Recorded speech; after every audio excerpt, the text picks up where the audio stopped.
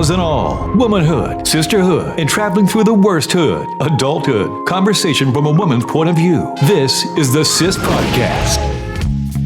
Hey, sis. Hey, sis. Hey, y'all. We back again, and it's your live sis, everybody's favorite TT. And To my left, my bad. we have my sisters. Look, I'm ready to jump the gun already. My bad, y'all. No, you good. Right. It just got a little me. long. Yeah, because I swear, I never know when to interject, when to just come in and, Bruh. are you going, I just don't be knowing. I really just don't know. Y'all, I swear they really be doing me, like, for real, y'all. No. I mean, I waited for the, and then I came right in then she thinking went- it was my turn. She do that little. She do every episode. If you have not noticed, Okay. please go back and listen to every other episode. But y'all, it's your favorite sister, B. And it's your girl, Quill. And it's your girl, Queez. I can't even, bro. I swear. Like, your girl can't even host an episode. Sorry, go ahead. Yeah. Well, this episode, we talking about how ghetto adulting still is. So if you haven't tuned into our previous episodes, please do, because we giving you good tea, good advice, good content on how ghetto adulting is. It really right? is But now wild that out we here. in this whole ghetto hood of adulthood, I mean, you can't get out of it. You jumped in, can't get out. It's like a game. not for real, it's a trap. You here for the rest of your life. How has getting to this stage now, being adulthood, made you say, "Mama, I want to come back. Now that you know what it's like Every day I of wanna my be a kid life. again.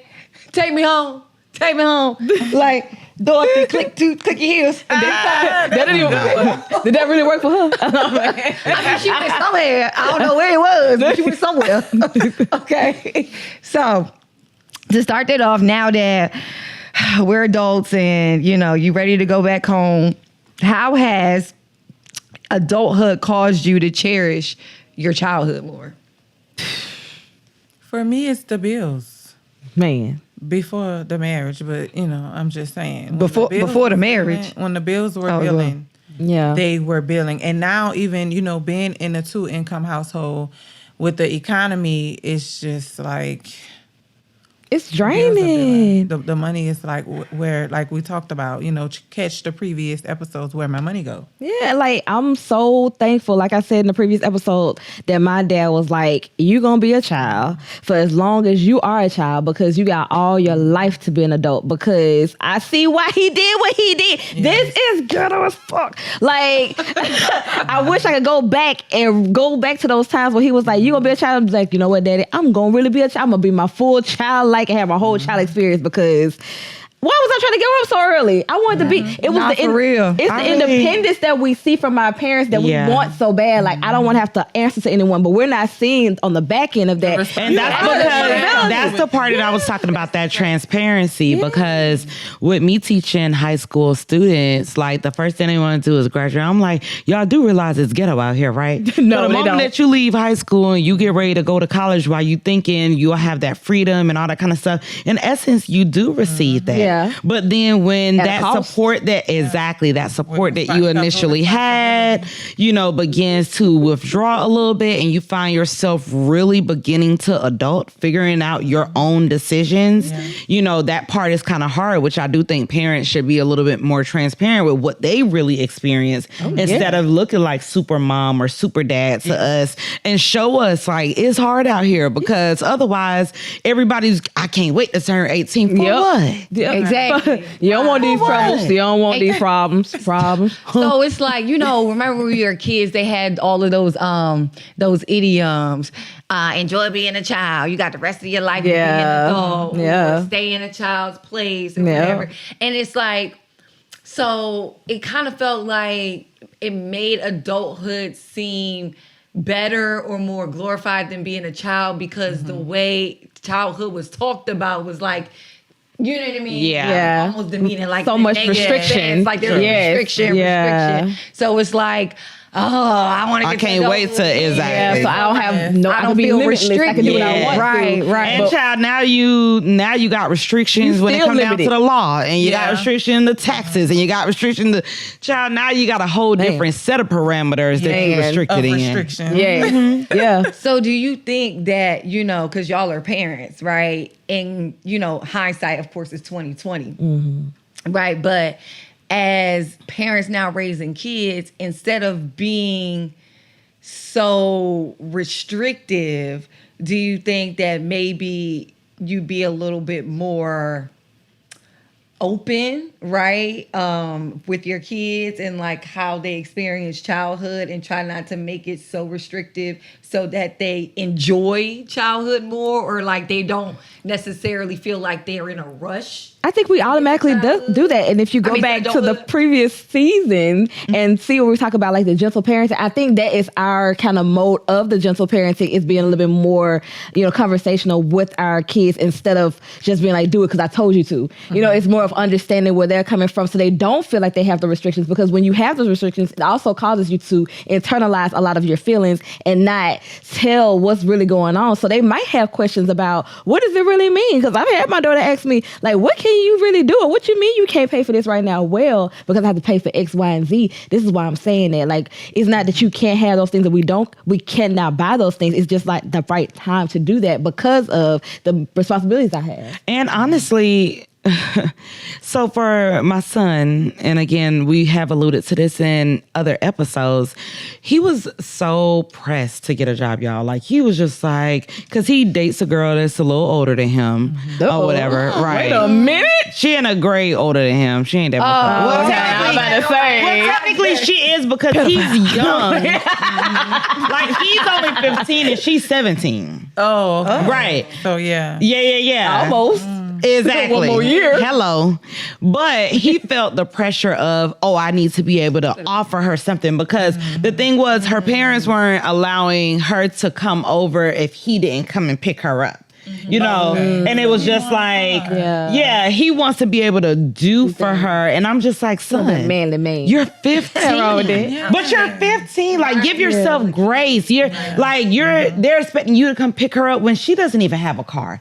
So it's just like, they're putting these expectations on him, which is causing him to feel the pressure to perform. And I'm like, you're going to be chasing that feeling for the rest of your life. Like, do it at your pace. And don't feel so obligated to want to hop out there. And even with Janiyah, with her being in college, like, my main focus for her was focus on school. If it's something that you need for school and you actually need money, I'll send that to you. Because you did your part. Your part was to get the A's, to da-da-da-da. So I feel like, as if your kids are doing their parts, to try to eliminate some of the need for them to want to have to grow up faster than what they really should, because this adult shit is gonna be out here for the rest of their life. This is just like Delta Sigma Theta Sorority Incorporated. This is a lifetime commitment. It's a game. You get jumped into being an adult real quick because you get hit with those adult consequences once you are an adult. When you hit 18 or whatever, after that, it's like ain't no more you get to fight and you just get separated and y'all get to talk it out. No, you go to jail, you put your hands on somebody. Like, it's these adult consequences that you don't even realize you get, and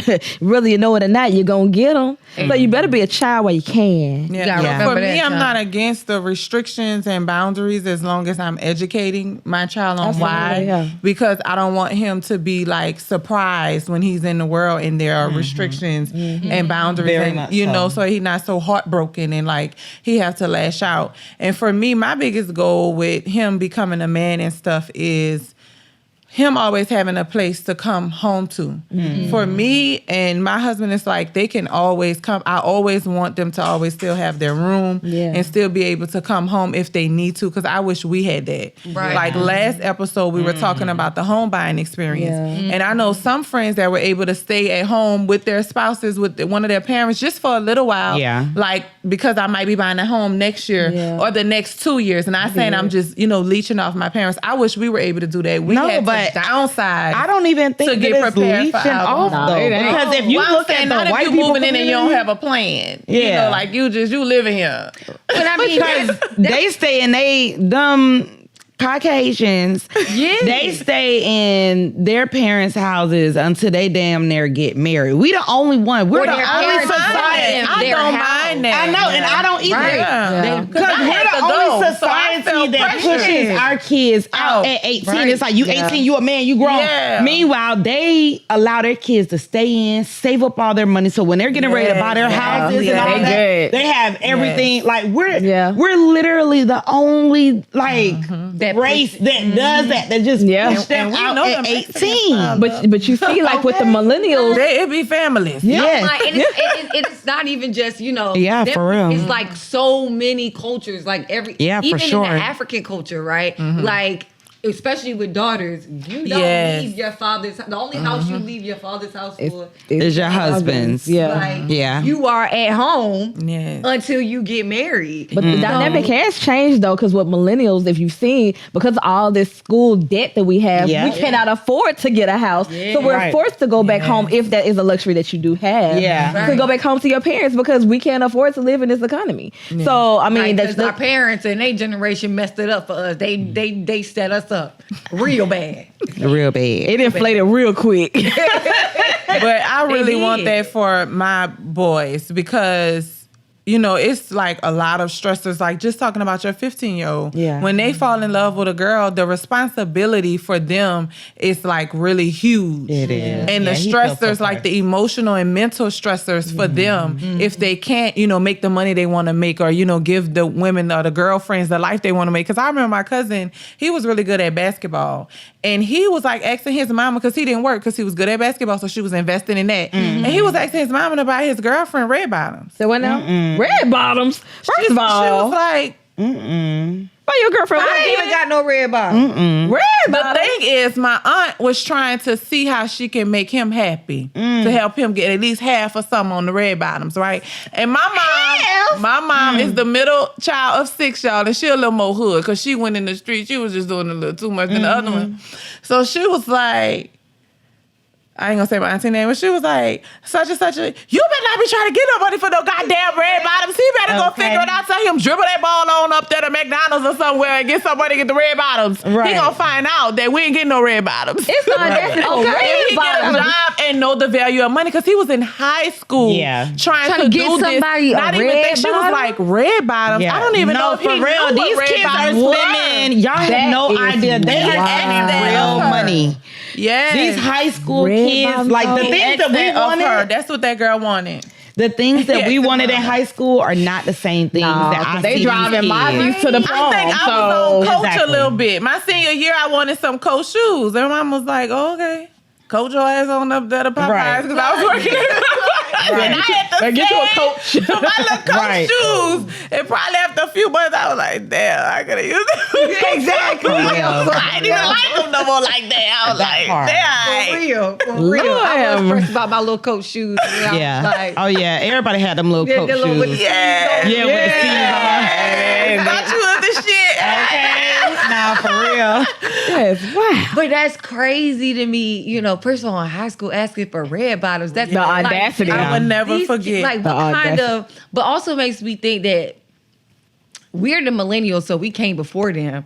What kind of environment, because we talking about how our, you know what I'm saying, set us up. What kind of environment did we create for these kids that in high school, they asking for Christian Louboutins, like, you know what I mean? Like high luxury. Yeah, these girls walking around with the tote bags. They walking around with the internet. The internet, the accessibility of that stuff. The internet has really influenced as much information we have opened up to ourselves and how we made the world seem smaller so we can communicate so much from any place in the world. You've also opened up this whole portal of instant gratification. You put out these false narratives of you being able to afford these things and have these things when you cannot, and then they don't know. And the mamas and daddies out here buying it, struggling. The younger generation, they don't know that these folks are perpetrating. They're not owning these things. They've written this stuff. Like these folks wearing diamonds and these award shows. They ain't their stuff. They giving it back at the end. They sure trying to go get it. You trying to go buy it, and you trying to drain your finances to keep up with the Joneses, like we were talking about before.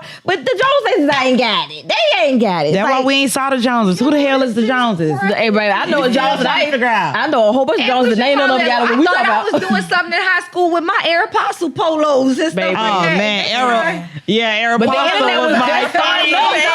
like Aeropostale. You ain't got the Aeropostale. And Hardy Aeropostale. She done dated herself. But I'm like, these kids. I'm like, Wow. I'm like, and I already felt it was bad with the weaves, the 30-inch bust Oh, down, they got the bust and down. the lashes, And I thought that was something you had to get when you was an adult. the makeup, like weave and stuff like stuff that. like Child. that used to like if Yeah, because I'm in Atlanta, so you already know they come in back then, ready, Back in the baby. day, if you was wearing weaves, that just meant you was balling. Yeah. You know what I'm saying? Like, Yep. now it's Now it's like you don't have a wig. You not I'm wearing a like, wig. That's Right. your hair. ain't no way you can't be, you going, and so now as an adult, I guess it kind of makes sense why so many more adults are staying at home with their parents because baby, you can't afford regular life. And then if you got kids and this is the expectation of Yeah. what the standard of what you're supposed to provide for the child. Yeah. Like, how they No do expectation, baby. You better live in your means or below. Ain't no expectations. You set the standard for your children anyway. That's why it's so important for you to be in your child's life and be active in what they got going on. Because if you allow these outside influences for them to think that's really real life, they will have those false narratives. And they'll be disappointed and depressed when they can't meet those standards. Yeah. So you have to always be there and be a listening ear and give that real life advice for them to have their real life experience. Bottom Because Felicia's. These false, these false Bottom shack.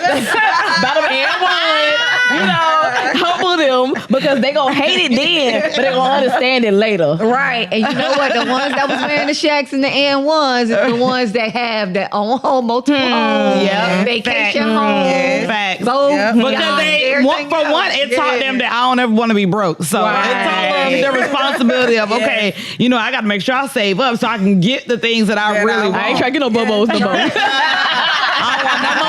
I don't want it. But with y'all saying that, right? Like wanting to, as parents, like wanting to make sure for because y'all have sons, right? A home where your sons can come back. Well, And daughters. I got daughters, But I mean, but it's a little different with girls, and this is specifically with boys because just think about it. When we was in our 20s, even mid late 20s, you talking about something. You don't even want to date a man that ain't got his own place, right? You don't even want to date a man that ain't got his own whatever. But then.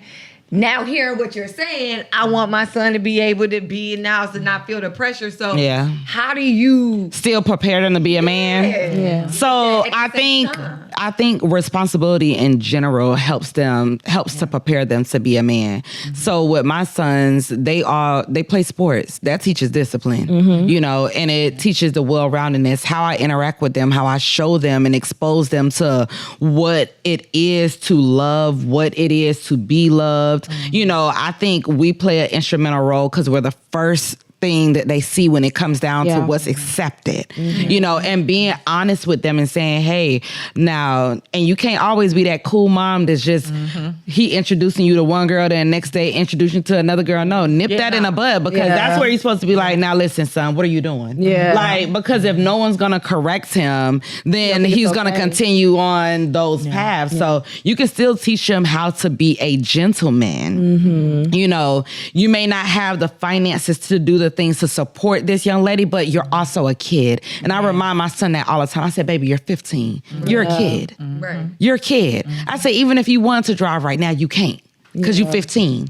You're a kid, even if you did bringing them back to reality and allowing him to know that it's okay. And it won't always be like that. It doesn't mean that you shouldn't strive for the best, but you have to do what's in your ability to do. Yeah. So you can't stress about the things that you cannot control. Right. Yeah. If you can control it, boom, you can get a job. That's what he did. He got a job. All right. So now you're feeling a little grown now because you got your little job. Now, guess what? You're going to start paying for them toiletries, though, because we're going to balance this thing on now. I need you to know that when you getting this money, you still need to be able to spend it responsibly. Right. Have your budget. And that's what I was going to say. Like, yes, he's able to come home, but teaching him how to budget and financial management. Absolutely. Because he's not just like laying around. You know what I'm saying? It's just something that I wish that we had. Right. When when you're struggling and paying rent, it could kind of help you to save that money. So in that aspect of things, still having responsibility and knowing how to manage money and knowing about money and saving and investing. So that's still going on. Right. So yeah. And definitely for me, for my girls, I definitely tell them all the time, like, okay, folks will give you money because, they say, oh, you're cute, he give you money or whatever. But it's not all because I have money, I can spend it. Like knowing how to appropriately save that money. And then also understanding that just because you have it don't mean you're supposed to spend it. Like, your mom is here because I go to work. I have a way to regenerate that money. Exactly. You do not. So you need to be saving that money until you get a way to regenerate it. Now, what you can do is do these chores so that you can be paid for it and learn how to work for what I get and don't then always save it. come in a clutch for them. Like, I'm noticing that because I gave my son a responsibility to clean something up. I paid him money for doing it. Now, he knew Valentine's Day was coming out. He knew that already. Okay? And his money was paid to him 2 weeks ago. It is not my fault that you decided to spend your money how you want to spend it. Now it's Valentine's Day and you want me to buy your girlfriend some flowers. I'm not doing it, buddy. You're going to school empty-handed for sure. Because for one, you should have been able to save that. And that taught him a valuable lesson in that moment. Priorities. Yeah. He sure did. Because he realized that, dang, even though my mom may have the money to be able to do it, she's not always going to come through in a clutch for me, on some things that I chose to be irresponsible with. She paid me prior to. I should have saved my money. It was like a valuable lesson. And while it hurt me to have to see him hurting, Because it does hurt. it does, because I know I could have gave him the money. You know what I'm saying? At the same time, I was just like, no, what's a Negro? No. But this is why you did that in the first place, because you thought in your mind that I was going to do it. And you was like, oh, mama going to do it. Don't spend my money for me. And you had been thinking ahead of time, like, okay, I got this money, let me save it. We would be in this situation. Yeah, don't spend my money for me. So with that being said, that's, having those relationships and that interaction with your kids. How has now being in adulthood, right, as ghetto as it is, changed your relationship with your parents and made you closer to your parents, now understanding what they were doing, how they were going about doing it, the lessons they were trying to teach you, the ways that they did, because some of the things I'm pretty sure your parents also did with you. When you were a kid. We talked about that, like how we was like, oh, I am not gonna be that kind of parent, and then you listen to yourself saying the same thing your mama said to you when you was younger. Like you like, I told my mom I wasn't gonna be like making somebody pick up stuff all the time. And here I am with my mommy eyes. I see that trash, how you don't see it. It's the same thing, like having those same thoughts. And so I'm like, now I understand why you did those things, why you were balancing your checkbook, and why you were, saying these things to me, because if you didn't say those things, even though I thought I wasn't listening, something had to click, because I'm practicing them now. So, it's just remembering those things that they did. And now it brought us closer, because now I'm like, I can come to you on an adult level. Like,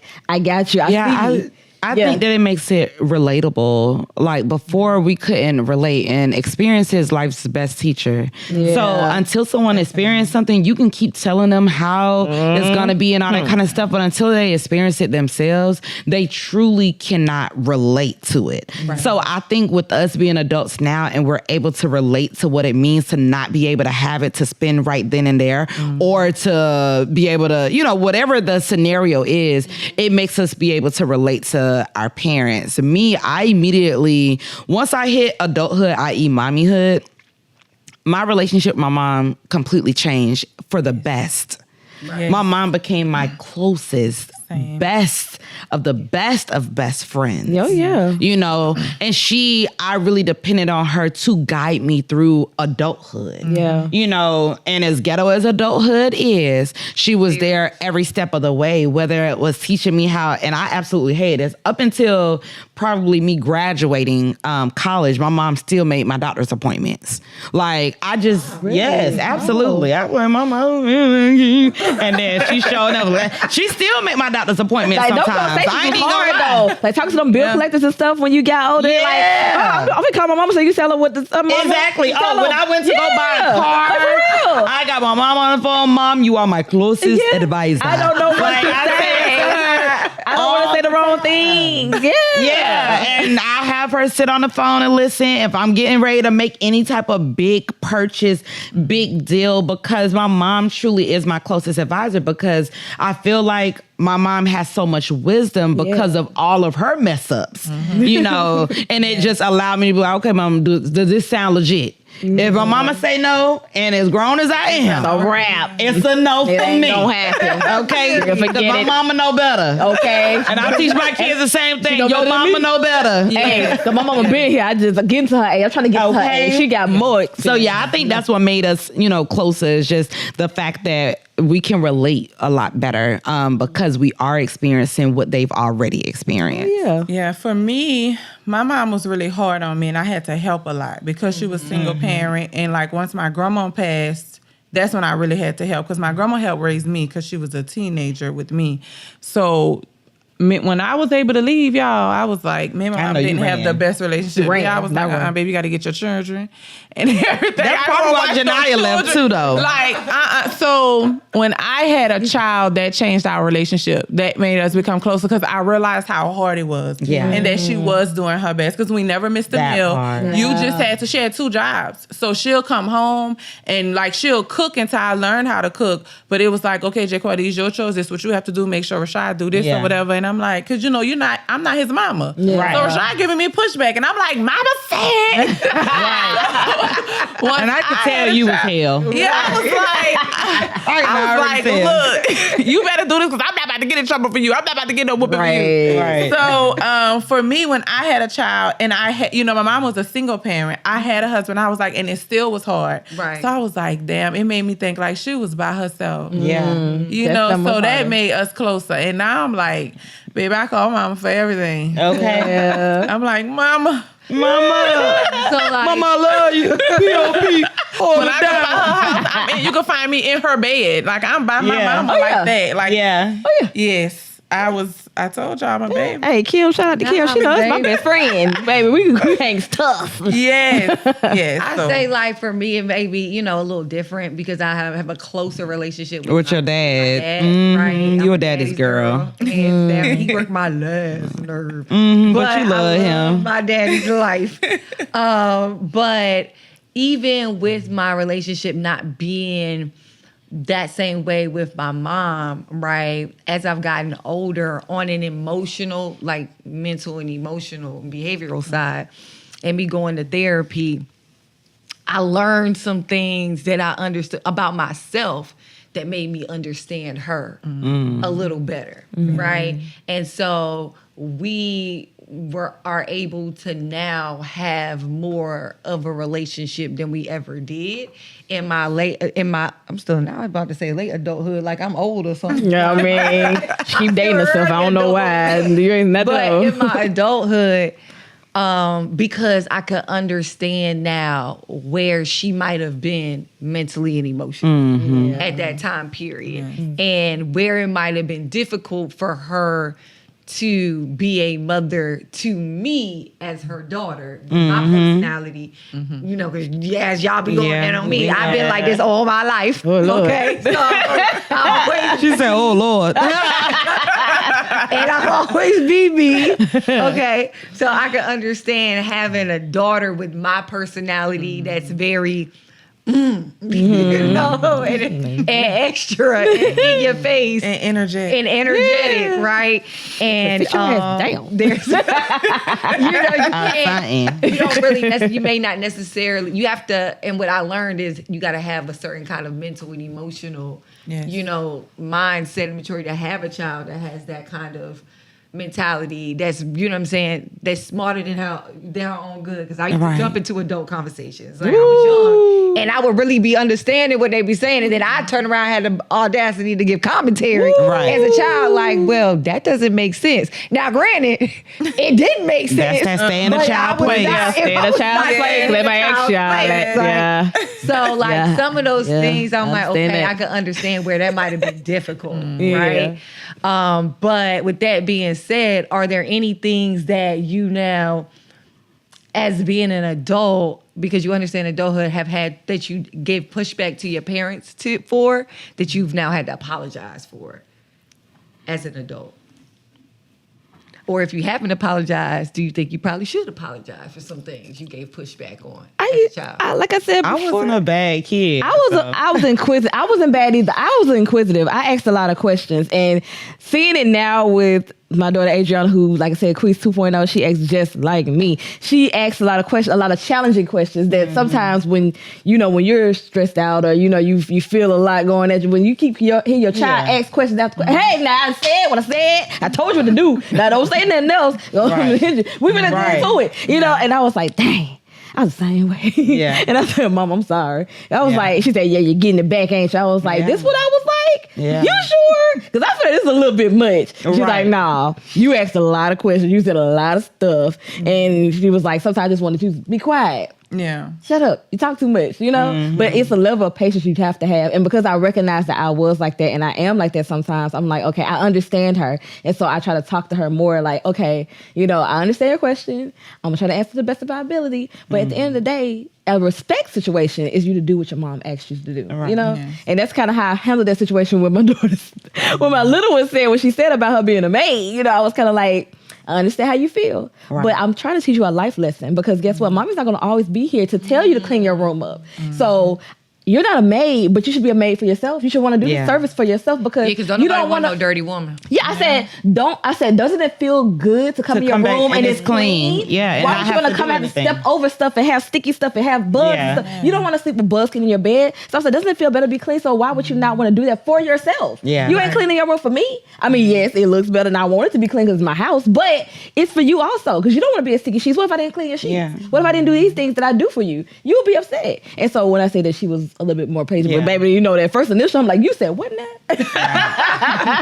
So I had to apologize to my mom because I was very inquisitive. I had a lot of questions, and now I'm just like, I get it. I get why you had to, you probably was a little bit more aggressive than I was because I like to talk it out. She was kind of like, I said what I said, don't make me come get you. Yeah. Now, what I really do, and this isn't to the question, but what I really do appreciate about my mom is that she has always kept us in mind. Like even now with her, being retired and everything, and it's time for her to transition to a new home and all this kind of stuff. It's like she's still looking for stuff that has extra bedrooms. And I'm just like, Mama, your mama really do always. Oh my gosh. I'm like, girl, even when I'm for you. What bedroom? What level? This is your time. But she is. My mom has literally, y'all, the hugest heart in the world. And if you've ever experienced Avila love, because our last name is Avila, if you've ever experienced that type of love, you are hooked. And that she has been a mother to many. I want to say to the nations at this point. Like she is Queen Abraham. You know what I'm saying? Like but seriously, like from cousins to just friends who got kicked out of their homes. I remember we grew up in a 4-bedroom home. At one point, it was 14 of us living in that 4-bedroom home. 14. Because my mom had literally taken in everyone, which caused me to be a little antisocial, and that's why I like my space how I like my space. I like my things the way I like my things, right. Because I always had to share and overshare. Yeah. But that's just how my mom was, and what I'm so grateful about is because even now, she has a huge home, and it's just her. It's her and my aunt. Is nobody else. And I'm just like, Mama, you need to get rid of that. But I'm glad she didn't because I found myself needing to go back home. And I stayed with her nearly 2 years, recently in my adulthood. So it was just like, I see why she always wants to have that space. And even now, like my brother just got into some stuff. So now I moved out and he moved into the room. So, I see why she has that like rotating door. And honestly, it was the hugest help of my life because I don't know where else I could have gone. Yeah. You get what I'm saying? Yeah. So I'm grateful for her just being who she is. And I definitely don't shun upon anyone who has to go back into their parents' home, especially if it's for their growth. Now, if you just bumming and bumming, Yeah, you doing shame on you. Yes. Like shame on you. Yeah. But if it is for a reason, it's for an opportunity of growth, you're saving and all that type of stuff. Like, by all means, like, do what you have to do. And I'm just grateful that I had a mom that, had a space for me to be able to come back to. And I definitely intend on doing that. Even though I want to be in a high rise, honey, with, driving my little Beamer with my little cute little dog. I'm still gonna make sure I have at least a 2-bedroom. Look, I'm still gonna make sure I have at least an extra bedroom. Not too many. My kids, not too many. It's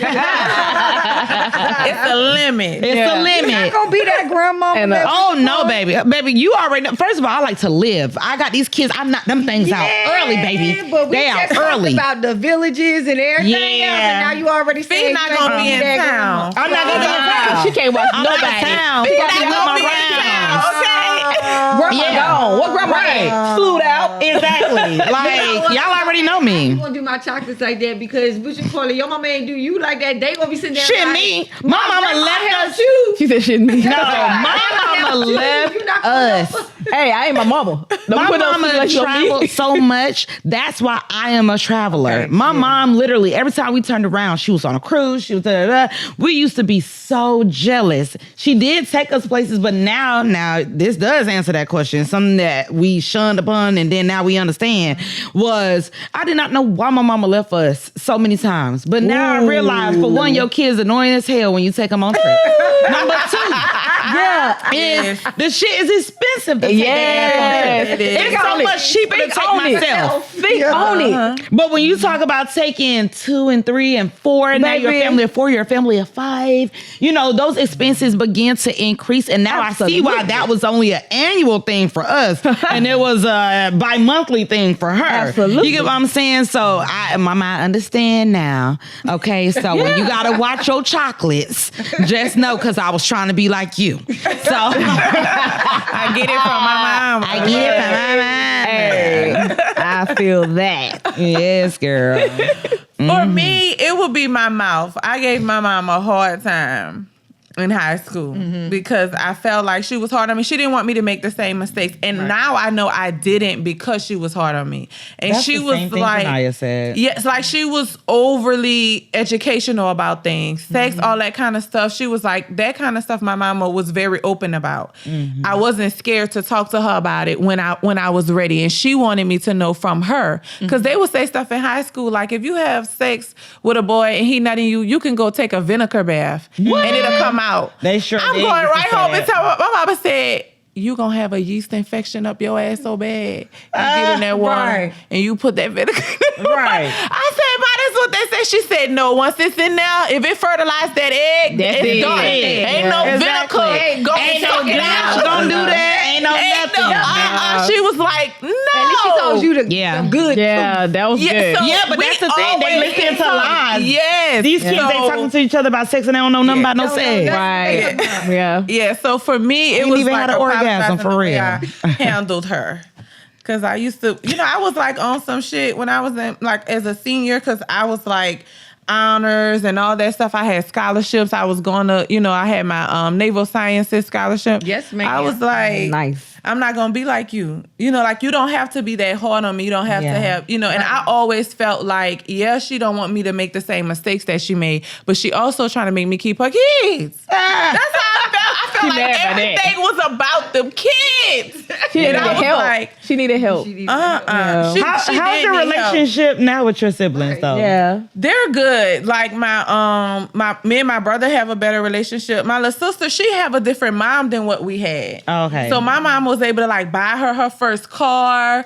She didn't have nobody to watch her, nothing like that. So we seen a different side of my mom, and my mom is a great grandma. Yeah. Like Messiah lacks nothing. What I've noticed I love that. is I agree Yes. with like what, and Jenny would probably, agree if she was here right now, but she would say that like what my mom didn't do or give when we were growing up and kids, she definitely did different with our baby sister, with Aisha, and especially with my nephew and my niece and her grandkids. She's like a completely different woman. We like, who this woman? Exactly. I don't know who this lady is. We ain't I'm never trying met to tell you, her my before. mama And used I to be a love whoop her. ass mama. Now she's soft as hell. My sons can talk her into anything. Listen, Like, mama, where's your backbone? Kim was rough. You hear me? Kim was definitely corporal life. punishment. Right. You know what I'm saying? Like she believed in physical correction. Okay? What I say. Yeah. Be correcting. Right? Aisha ain't never get no spankings. Not once. Not once was Aisha ever touched. If she was touched by me and my sister. She wasn't touched by my parents. Y'all was, We did the correction. y'all were the trial So, kids. Trial and error. But what I'll say is, as far as like what I had to recognize and then apologize for is, I remember, which I ended up liking everything that, I was involved in the church, but there was a period that I used to get irritated when mama would be like, oh, she would just like drop us off at church. She was all the time. She would just always leave. Child, we was in church more than Jesus. I'm trying to tell you. Yeah, I'm telling you, Jesus was tired of seeing Like, in the not church for real. house. Not for real. I was at the Last Supper too. I mean, I was there a lot. I was there a lot. For real. I'm talking about, we was at every lock-in, every ministry. Yeah. We was there. Lead, eat, sleep, church. Straight discipleship. But now, as an adult and navigating how ghetto adulthood is and all the things that I experienced in life, I had to apologize on pushing back and having an attitude on that front because I understand now why she did it. Yeah. She wanted to make sure that we had that foundation. Absolutely. Because life is gonna life. It is. Yeah. Like, life be life and Yeah. and I have seen and noticed the difference between people who don't have that foundation to fall back on. Yeah. Right? They don't have a belief system. They don't have a faith system to fall back on, to understand that there's somebody else that you can lean on. There's a hyper, like God is there. It's gonna get you through. It's not always gonna be like this. Yeah, they feel lost. You have somebody that's always in your corner, that's always looking out for you, and you can always fix it. You can always move forward. You don't have to always be in this situation, right? Right. And not that in my church family. She did that because what she also couldn't do, she allowed for other people to do. Right. So what she could, which I realized was really selfless of her as a mom, because being an auntie, I was probably on steroids being a mom. I be kind of like, I don't want you. You know what I'm saying? That's my nephew. Don't touch. You know what I'm saying? My nephew don't murder these. This my babies. You know what I'm saying? Like, I got this X, Y, and Z, but it would have to be selfless to understand that I know I can't do this. I can't do this. Yeah. This person may be able to give my child What I couldn't. what I couldn't give. Yeah. Absolutely. And me and my sister have needed those relationships. Yeah. You know what I mean? That continued on in our adulthood. To have like that church family that we can lean on. In times and give advice. Village. And like You're part of your village. our village. Right. Right. Definitely part of our village. Like, I don't know, I'm Mr. Reagan, call Mr. Reagan, but anything. You know what I'm saying? Set up stuff, break up stuff, move stuff, anything. But we wouldn't have any of those type of Mr. Reagan, Miss Carey, Mr. Quetta, all the, you know what I'm saying? We wouldn't have those relationships if she wasn't intentional, right, about making sure that we were there, we was at church, we had our church family, godparents, other people that filled into the gap. So Very true. I did have to apologize for that because I did, you know what I'm saying, stress that lady out a couple times about, I don't feel like getting up, I don't want to go, why we gotta go, Yeah. all of that. But I do understand just how important it is. So then, just to like kind of bring it full circle and wrap it up, what advice would you give, adults that may be struggling, especially in this economy, in this new presidential economy and world that we living in, and administration that stuff is already hard and it's only gonna get harder. Yeah. Like, and maybe being able to have to lean Yeah, the advice that I would give is to never be afraid to ask for help. Yeah. I think we should normalize helping each other more. Yeah. Like my family, we've always wanted to get a big house together, like the whole family. You know, because why are we buying these $300,000 and $400,000 homes separately when we all could literally be living and still and still be paying? No, come on now. Other people do it. Other cultures do it. Other races do it. I think it's okay for us to get back to really helping each other. And then my last thing is, don't be so pressed at the age of 18 to prove that you can do it by yourself. Yeah. Like doing it by yourself is a pride thing. Pride is a hindrance to an open door. I will tell you that 1,000,000 times.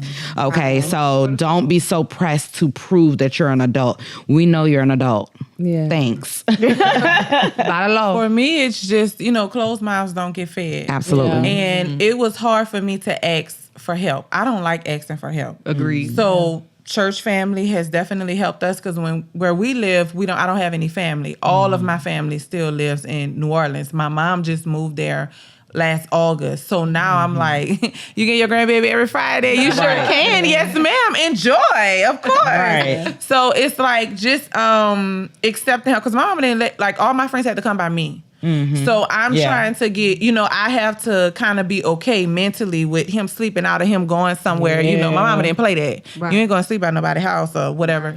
So for me, asking for help was hard, but I've gotten better now that I have a child. And it feels better to let people help you. And in return, you help them with whatever it is that you can help them with. Right. So don't shun people out because it's relationships that you build. And sometimes what I'm learning is that relationships is better than currency. Sometimes you don't always have to pay for something just through connections. Yeah. So, yeah.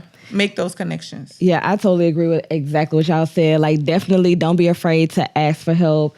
And definitely give yourself grace because sometimes we're very, very hard on ourselves. And because we're so hard on ourselves, we don't go and ask for those connections because we feel like why you don't have it together. Yeah. You're an adult now. Why you not doing these things like you're supposed to be doing them? But you have to give yourself grace and know it's a learning experience. Nobody woke up knowing how to do everything. Someone had to learn. They had to learn. Somebody you had to fall and get back up to know how to do those things. So give yourself the grace to learn, understand the process. Don't redo the same thing over and over again when you're getting the same results. Let's not fall. Let's not do that. Let's see what the mistake we made, understand our part in it, and then give yourself grace, forgive yourself, and then go through the motion of trying to pick yourself back up and pick up those pieces because grace is the best thing you can do for yourself. Yeah, I agree. Come on, Grace. Come on, Grace and Mercy. Hallelujah. Hallelujah. Okay. Well, y'all, that has been another episode of S.I.S Podcast. And if you haven't been tuning in again, baby, what you doing with your life? Make sure you tune in to our other episodes. All right, we're giving you good tea. Next episode coming up, episode 6, we're going to be talking about making this ghetto environment of adulthood a more civilized place. Very demure, very cute. Right. They that cute. Okay. And with that being said, bye sis. Bye sis.